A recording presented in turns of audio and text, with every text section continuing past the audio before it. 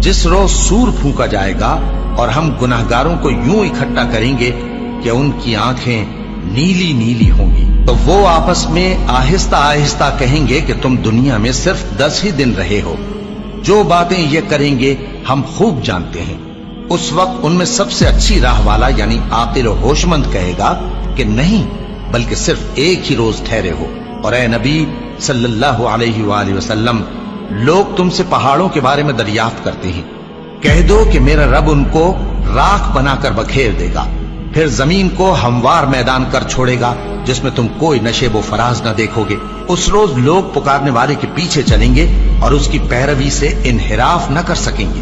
اور رحمان کے سامنے آوازیں پست ہو جائیں گی، تو تم ایک ہلکی آواز کے سوا کوئی آواز نہ سنو گے۔ اس روز کسی کی سفارش کچھ فائدہ نہ دے گی